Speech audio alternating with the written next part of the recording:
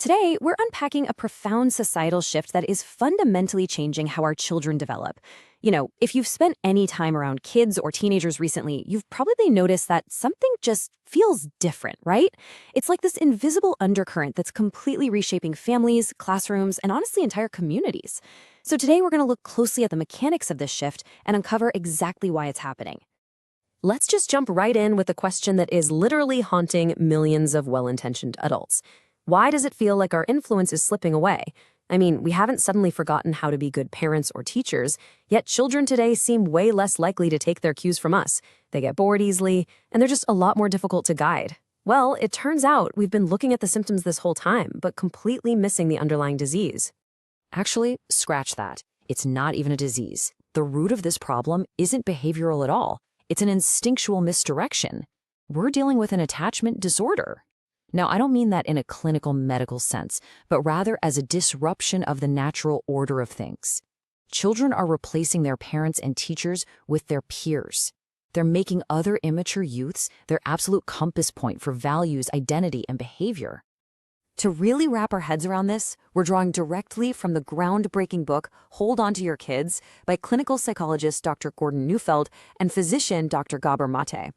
Together, they identified this modern phenomenon, which they call peer orientation, and they've documented the severe consequences it's having on psychological development and family cohesion.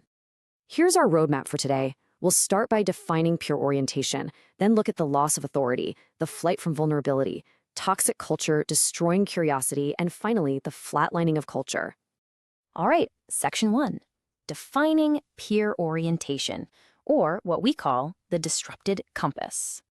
Okay, picture a newborn duckling. Back in the 1930s, the scientist Konrad Lorenz famously proved that if the mother duck isn't there right when a duckling hatches, it will instinctively imprint on the nearest moving object. It'll follow a dog, a mechanical toy, or even Lorenz's own boots. Well, human children have a very similar innate orienting instinct. If a nurturing adult isn't firmly guiding them, they are going to orient to whoever is nearby. And today, that void is being filled by other children. This whole dynamic is a complete disruption of the natural order. You see, human attachment is bipolar, kind of like a magnet. A child cannot orient to two completely different poles at the exact same time. They can't take their cues from both their peers and their parents simultaneously when those two worlds inevitably conflict. The brain is literally forced to choose. Now, I want to be super clear here. Having friends, that is entirely normal and healthy in an adult-oriented culture. But it becomes highly dangerous when peers actually replace adults. In the natural order, a child explores peer friendships from the safety of a secure adult bond. But in this disrupted order, those highly insecure peer relationships replace the unconditional love of an adult, making peers the dominant influence on the child's entire development. Let's move to Section 2, the loss of authority and how this sabotages the parent-child bond. The moment a child attaches to their peers as their primary compass, this really powerful instinct known as counterwill takes over. Counterwill is basically an automatic resistance to feeling controlled by anyone outside of your primary attachment circle. It's naturally meant to protect children from being bossed around by strangers, but when a child becomes peer-oriented, guess what? Their parents become the outsiders. Suddenly, just normal, everyday parental guidance feels like a full-blown aggressive attack, and the child actively distances themselves. Because of this, you start seeing symptoms that go way, way beyond your standard teenage rebellion. We are talking about constant defiance, overt rudeness, and a total flattening of the natural parent-child hierarchy. Children mock their parents, they deploy that classic soul-crushing teenage eye roll, and they treat the adults who love them with absolute contempt. It completely robs parents of their natural authority to guide, leaving them feeling absolutely powerless in their own homes. Section 3, the flight from vulnerability and getting stuck in immaturity. Here's the really heartbreaking part. Peer-oriented kids are actually incredibly fragile because peer relationships are inherently insecure. They completely lack the unconditional love that adults provide. So to survive the constant threat of being ostracized, losing status, or facing those petty betrayals that happen literally every single day among immature kids, they are forced into a flight from vulnerability. They subconsciously shut down their deep feelings entirely just to protect themselves from the overwhelming pain of rejection. And this emotional shutdown creates a culture where being cool is the absolute highest currency. But let's be honest, cool in this context just means an absolute refusal to be emotionally open. Because they wear this heavy mask of invulnerability, they tune out the exact feelings needed for actual psychological maturation, things like sadness, disappointment, or genuine empathy. And without those vulnerable feelings, their development stalls, leaving the child permanently stuck in immaturity. Moving on to Section 4, Aggression and Toxic Culture, the Bullies and the Victims. So, what happens when you combine the intense frustration of unreliable peer attachments with a total lack of vulnerable feelings? Well, you get a recipe for extreme aggression. Peer orientation creates these entirely unnatural hierarchies among children. The drive to dominate kicks in, but completely without the mature, caring instincts that a parent would have. This leads directly to a toxic environment, naturally generating an epidemic of both bullies and their deeply traumatized victims. This emotional hardening also spills over into a hypersexualized youth culture. In a peer-oriented world, sex is stripped of its vulnerability and any genuine emotional intimacy.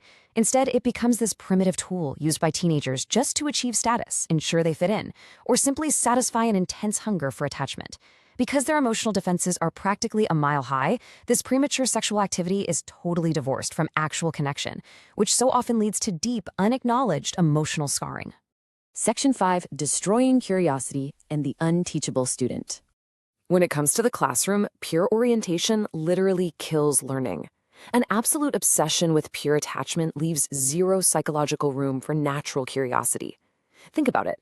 Learning requires trial and error, right? It requires vulnerability. But these students are way too defended to ever acknowledge a mistake or accept correction from a teacher. Because academic subjects offer absolutely no peer attachment value, they become completely irrelevant. Teachers are stripped of their mentor status, rendering these students entirely unteachable. And finally, Section 6, the flatlining of culture and the end of wisdom. Just consider this boast from an old MTV broadcaster. Children are acting more like each other than their own parents. Now, that was originally intended to celebrate a globalized youth demographic, but in reality, it highlights a terrifying truth, a completely severed culture transmission. Our youth are becoming entirely unmoored from the history, the wisdom, and the traditions of the generations that came before them. For practically all of human history, culture was transmitted vertically, from elders to youth, passing down human wisdom and deep, meaningful connection. Peer orientation replaces this with horizontal transmission. Culture is now just being passed from one immature youth to another, and the result is the flatlining of culture. It creates this sterile, transient culture du jour that is defined entirely by superficial appearances, fleeting fads, tribal conformity, and the ruthless exclusion of anyone who dares to be different. As we wrap up this explainer, I think the immensity of the stakes here becomes pretty clear. Pure orientation isn't just some annoying phase of growing up, it is an active unraveling of human maturation. So we have to leave you with this question. In a world practically designed to pull your children toward the superficial conformity of their peers, what intentional steps will you take today to become their true north again? The survival of their potential, and honestly, our culture, depends on your answer.